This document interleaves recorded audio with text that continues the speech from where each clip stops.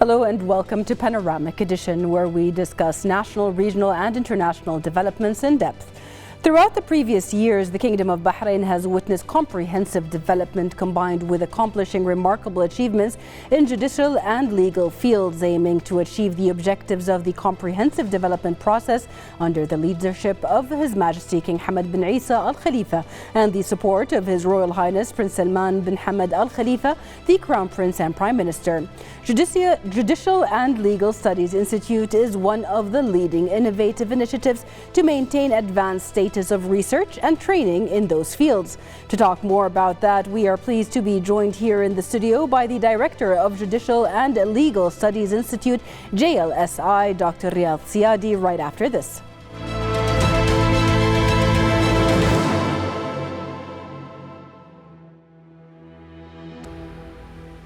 Welcome back. We are pleased to be joined here in the studio by the Director of Judicial and Legal Studies Institute, JLSI, Dr. Riyadh Seyadi.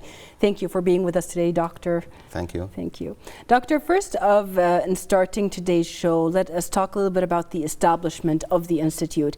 It was actually established in 2005. The Judicial and Legal Studies Institute played a very vital role in research and in training in the judicial and legal fields. What can you tell us more about how it was established and what are the main goals and values?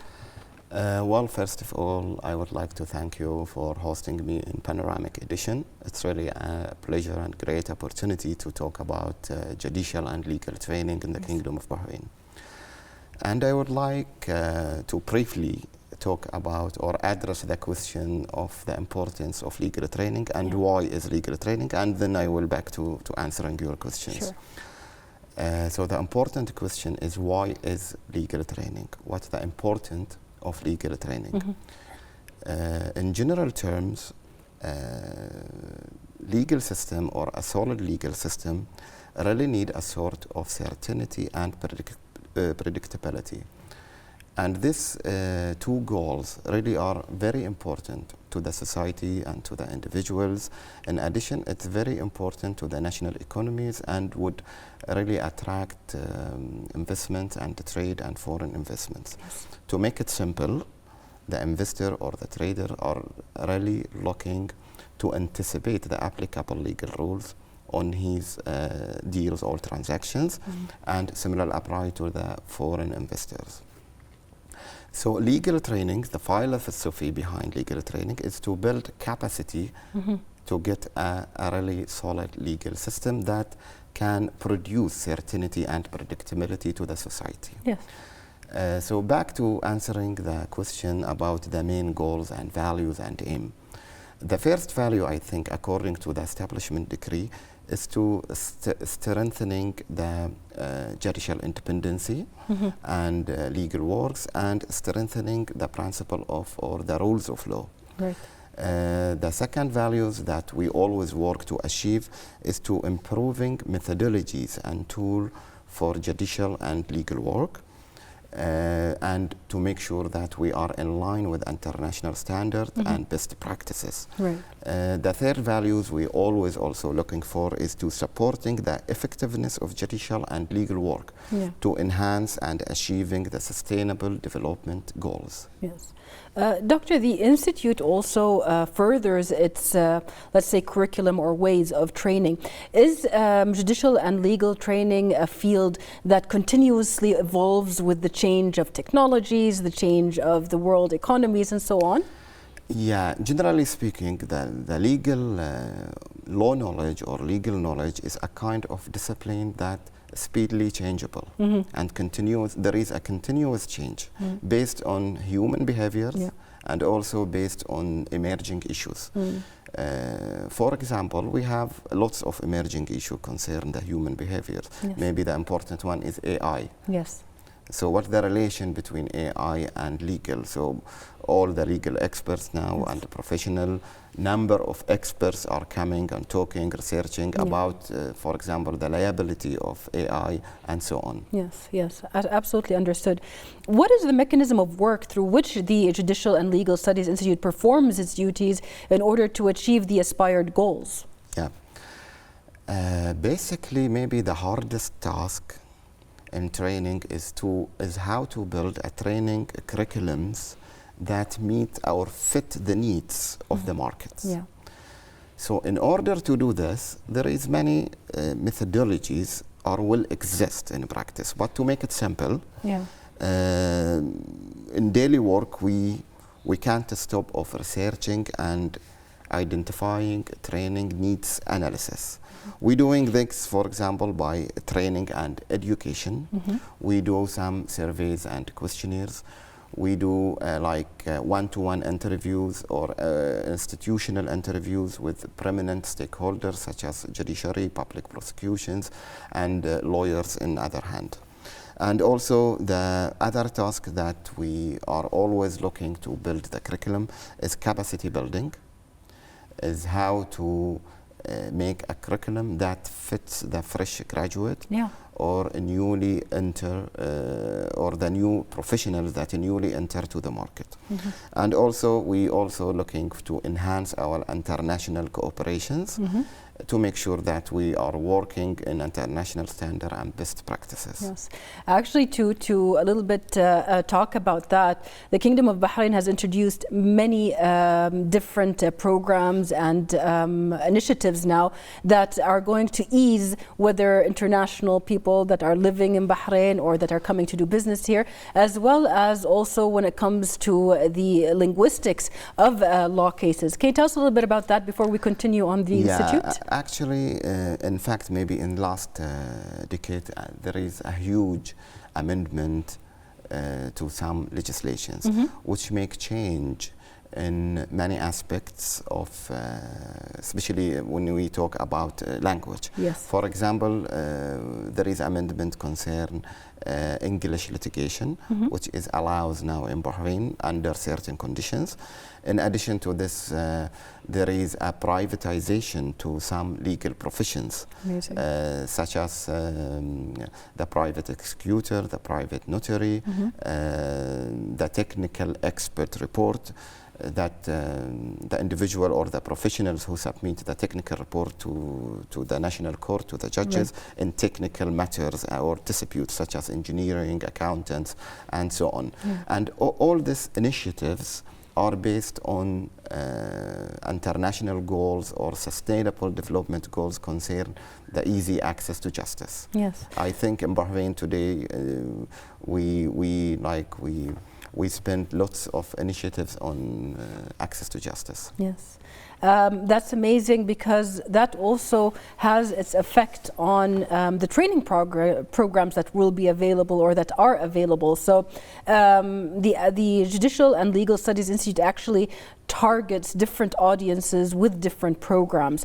What can you tell us about the categories of these audiences and these programs? Yes, excellent. So in order to answer the question, there is two parts. First is the program, I will answer it, and then we'll back to the audience. Basically, we categorize our program into three main titles. First is a basic program, second is continuous, and third is awareness program. The basic program is targeting the fresh graduate or the new individuals who access to the new or who enter the new legal professions. So we make sure that we have a well-designed or customized training program that being designed in collaboration with judiciaries, lawyers, Ministry of Justice, and also other experts and academics. Sometimes we engage them in designing the training program because the academics background is really important in designing the program. Yes. So in this regard, we make sure to have a basic foundation program and the curriculum, for example, for judges, new judges under the project of future judges. We are proud now we have accomplished 3 batch of future judges program. And also we have another curriculum which is ready also for a new young lawyer, which is in Arabic, and other one called PLPC, Professional Legal Practice Certificate, which is delivered completely in English. Amazing.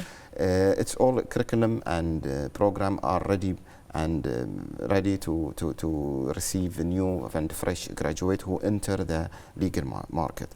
And also we have another basic program in line with another legal professions that are newly established by latest legal amendments, such as a program for private executor and private notary. This morning, we are proud to announce about the course opening and registration for 4th batch for private executors, fundamental and basic course. And now we accomplished 3 courses, and we have alumni or graduated like about 200 private executor are well trained in a comprehensive curriculum to how to practice private executions tasks. This is for basic training. That's great. Another title for program is continuous training.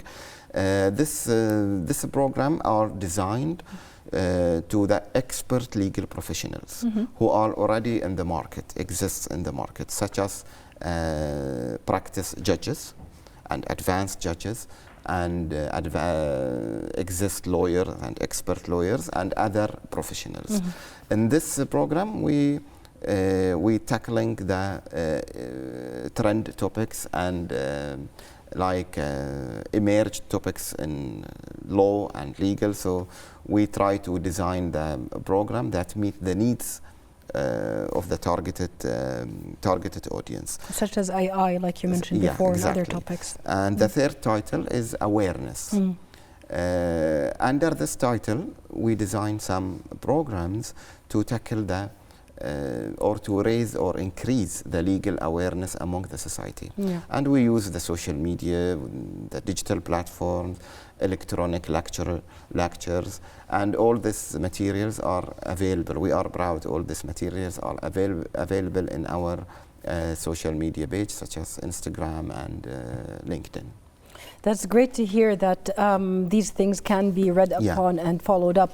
And regarding the audience, yes, also, the category of audience, according to the establishment decree, we have the main stakeholder or targeted group is judges, public prosecutors, lawyers, and also law enforcement entities, and also professions that have relation with justice system, such as mediator, arbitrator, private executor, private notary, and also we try to expand in our audience using training in soft skills.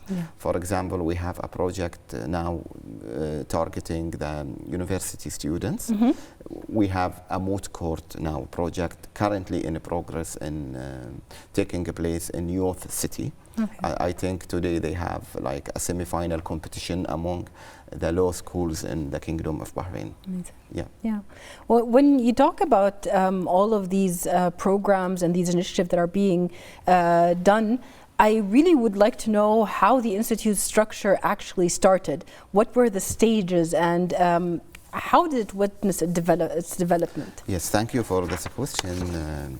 The JLSI is a semi-autonomous government entity related to the Ministry of Justice. So it's part of the Ministry of Justice. But at the same time, the JLSI is semi-autonomous because it has its own board of trustees.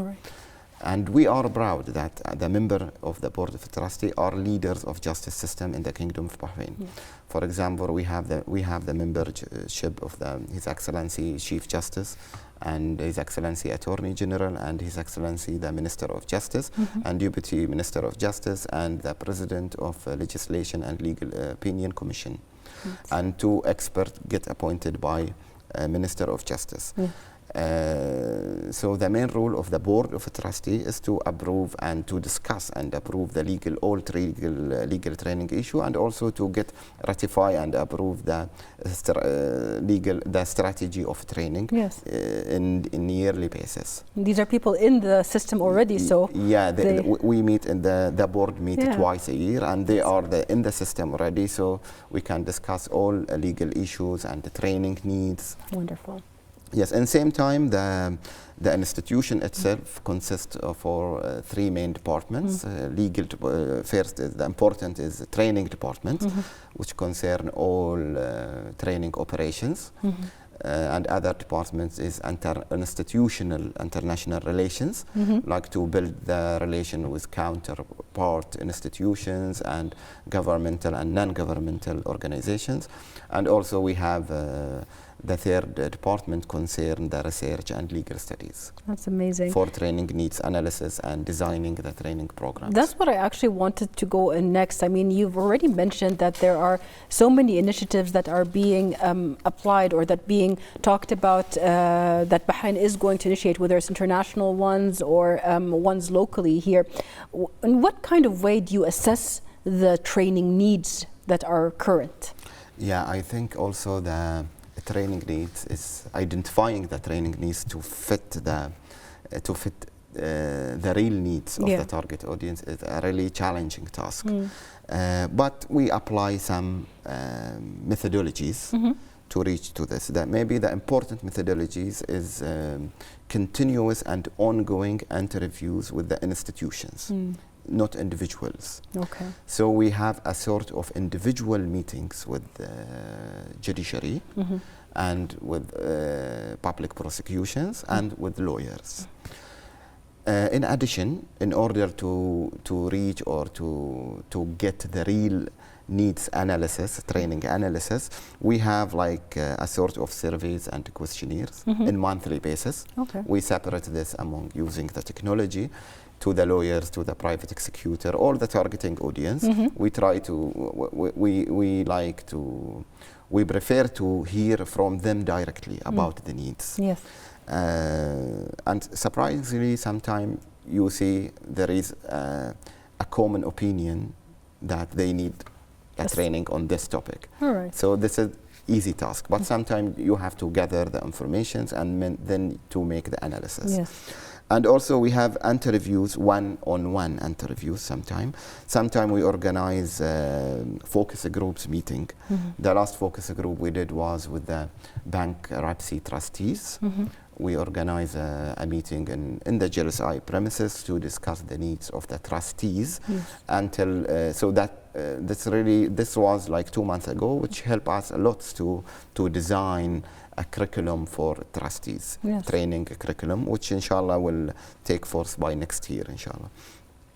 And also we do benchmarking, comparing our curriculums with counterpart curriculum to see where are we in international standard and best practices. And sometimes we perform data analysis using some softwares. Yes. Yes. AI. Yeah, AI.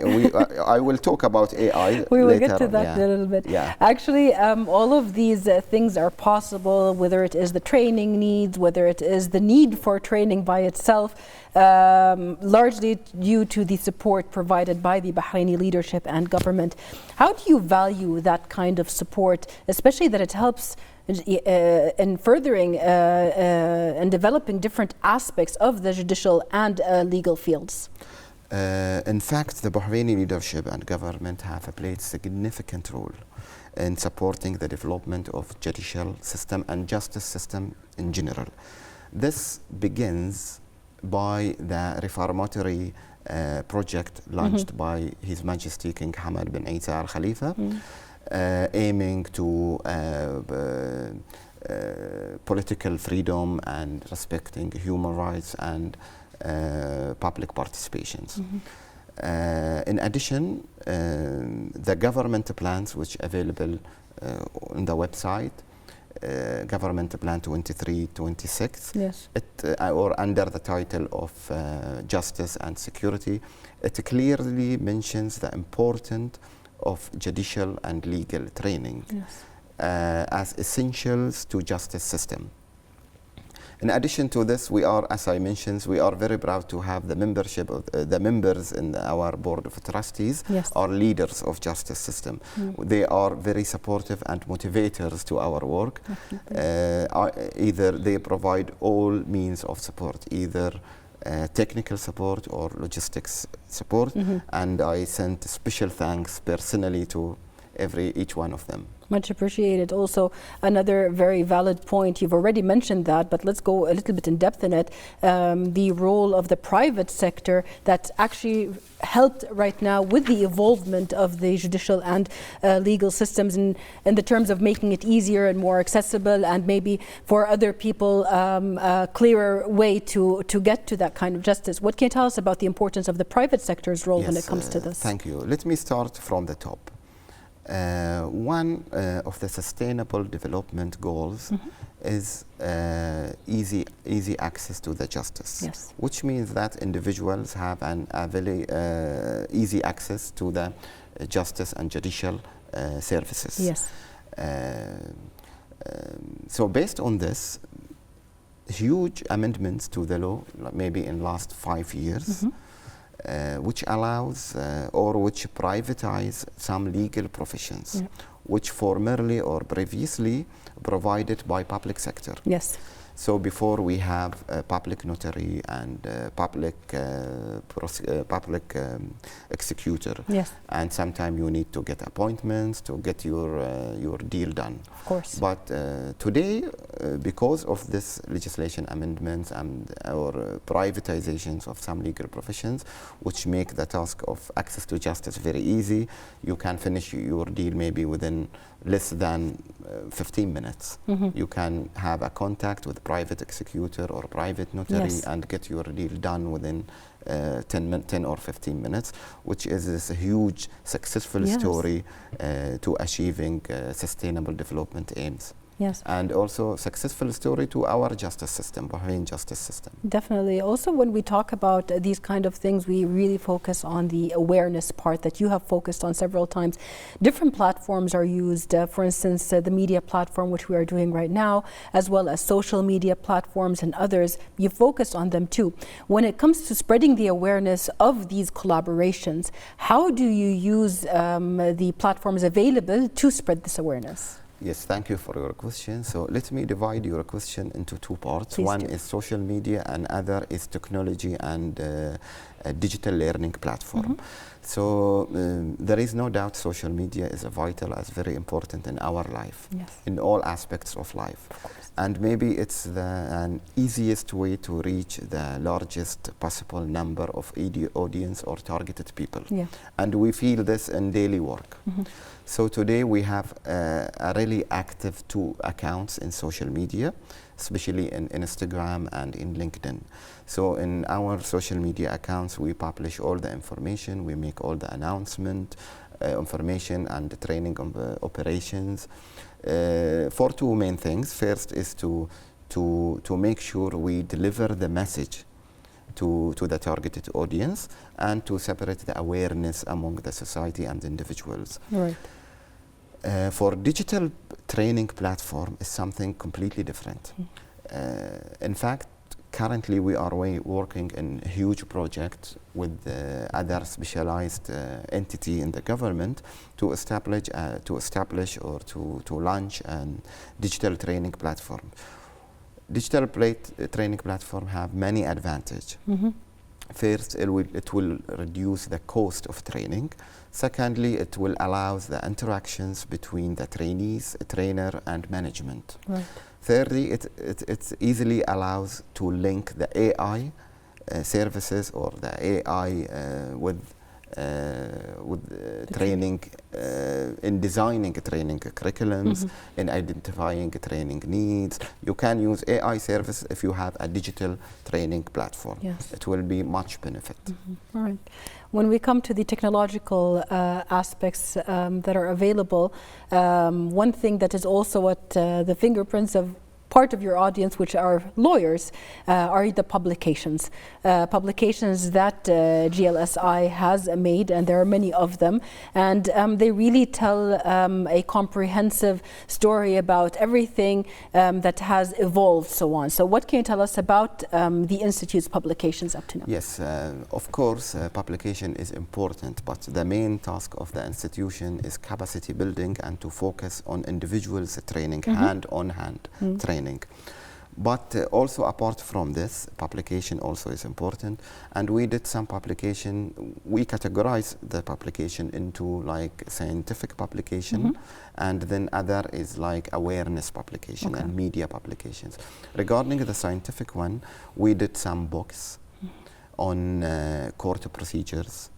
For example, family court, access to justice for family courts, the procedures, explaining the procedures, and explaining the family law, and also explaining the court civil and commercial procedures, and so on. Yes. Because maybe the substantive law is different from procedural law. Yes. People or individuals they are not legal. Yes. And they are more concerned with procedures and the process of the court. Yes. Another type of publication that we maybe more focus in last two years is publication regarding the awareness, legal awareness, using the social media. Okay. So we have a sort of organized publication for Bahrain judicial precedents, case law precedents. Yes. We publish the well-established principles issued by the court law, Bahrain. This is as very important and vital because it enhances the certainty and predictability among individuals and perhaps the trader community if the decisions about trade or commerce, if the court decision that we published.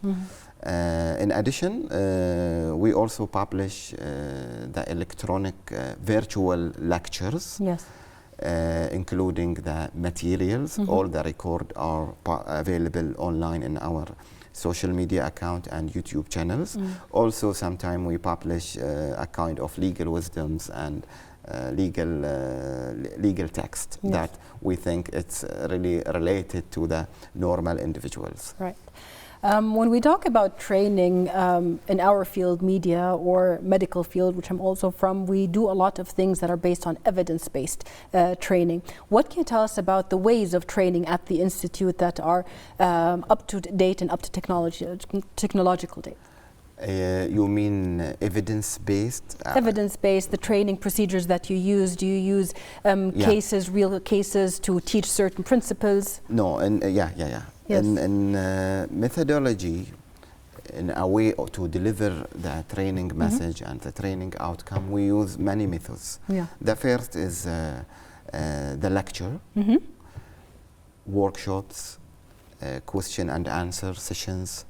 We do also sometimes moot court, especially for foundation programs, performance and exercises training, especially for basic training.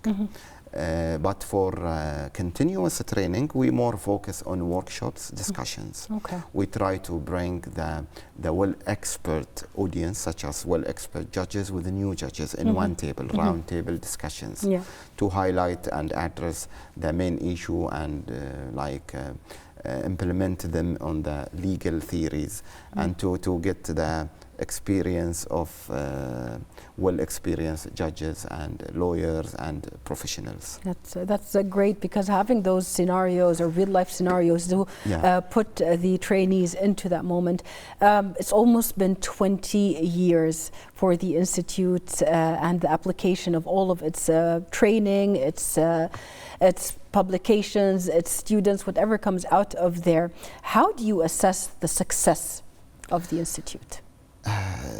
Actually, based on 20 years, JLSI have many successful stories. Right. In terms of training of lawyer and preparing of young lawyers. Next month we will launch the batch number 15 of young lawyer program. So approximately based on number, we have graduate around 800 to 900 lawyers. Amazing. Get trained and get the foundation course in our institution. In addition to this, we also do PLPC program, which is also foundation program for English, all designed and in English and delivered in English. Next month we will also launch the batch number 4. All right. So based on number, we like about 30, like 150 graduates from this course are now working in the market. That's great. So we assess our success. A number of our alumni is now holding a leading position either in public or private sectors. Yearly, based on number and based on the report submitted to the Board of Trustees, we have 3,000 to 4,000 training opportunities provided yearly in the institution. That's a lot. Yeah.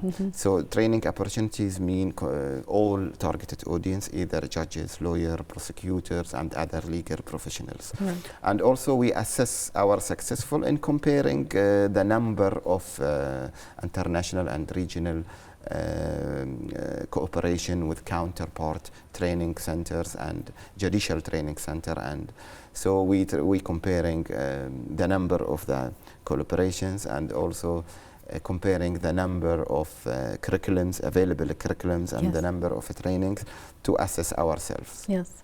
While we were discussing a little bit before the show, you pointed out Bahrain does have a lot of legal schools or law schools that are available, and that's why it is one of the prominent places to come and study the law. From your point of view, how do you see the future of training and research in the judicial and legal fields on the local and the global levels, and what are your recommendations to maintaining the success despite all of the challenges really that are being faced? Yes, thank you for this question. I think training in general make it a remarkable transformation in different fields, not just in law. The high use of technology in the training is a necessity. Yes. It's not important now, is to extend the importance. Now it's a necessity to have a technology integration and to use the technology within the training operations. Right. Starting from designing and or starting from training needs analysis till designing the course and then implementing the course. There is a necessity to insert or using the technology, including AI-powered tools. Yes. I think also there is a necessity to expand the partnership with the private sectors, as a number of legal or many legal professions now across the world, not just in Bahrain, are privatized.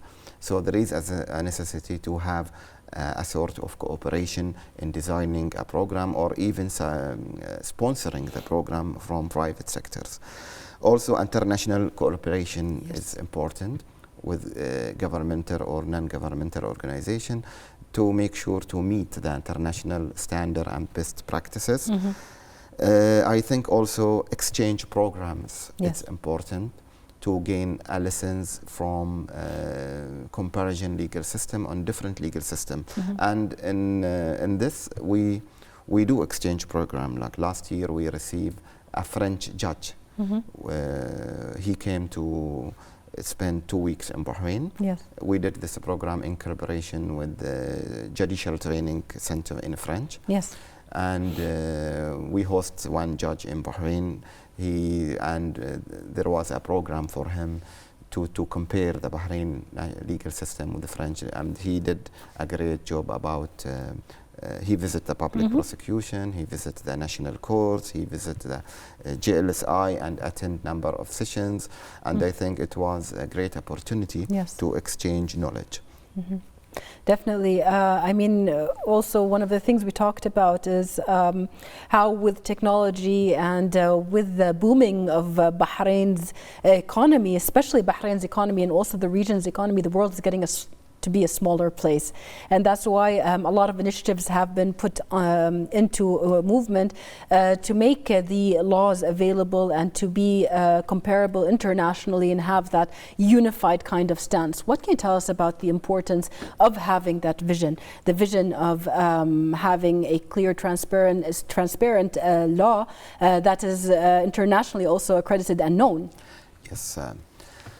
Let's distinguish between uniform law or harmonized law. Yes. Of course, uniform law or uniform rules or international uniform rule is ultimate aim and dream. Yes. But in a practice, it is not easy to have a uniform set of rules regulates, especially when we talk about private individuals Yes. and transactions among private individuals. Different roles, different countries, Yes, different tax. because every legal system have its own legal traditions Exactly. and its own wars, legal terms, and so on.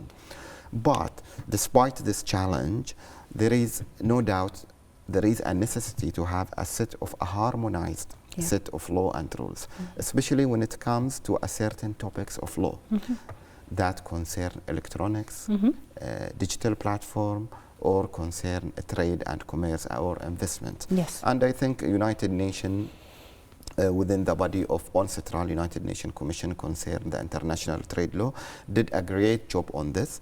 And Bahrain already have inspired by their laws. So normally this organization, UNCITRAL, they produce some laws and guidance and recommend the state to adopt this law. Yes. Bahrain now have adopted number of national laws that inspired by UNCITRAL, which make the Bahrain national law unified and harmonized with international standard, which is a very good and healthy situation to the justice system and enhance the certainty and predictability. Absolutely.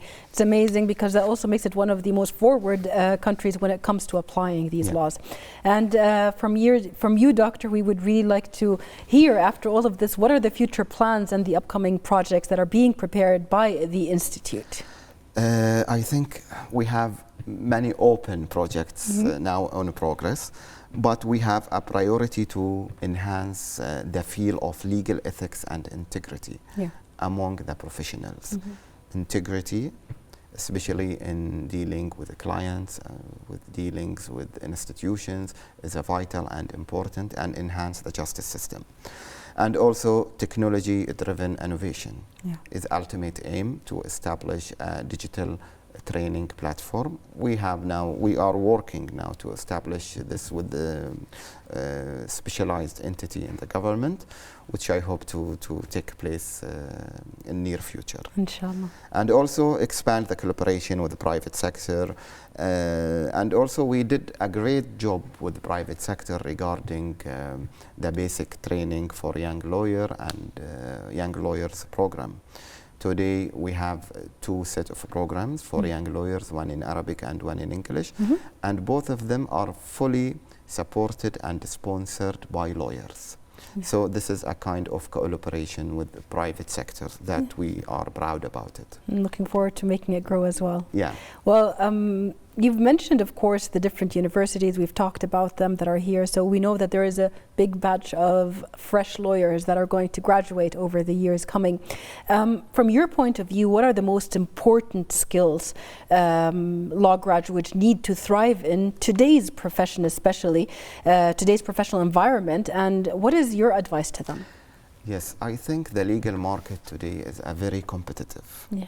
And any fresh graduate shall not limit himself to the classic legal professions. We should look to specialize in a particular area of law. So the fresh graduate might look to the AI and law, might look to some topics that really like new emerge. Yeah. And is not there is and it's not in depth rich material in legal. What I mean, no literature in legal.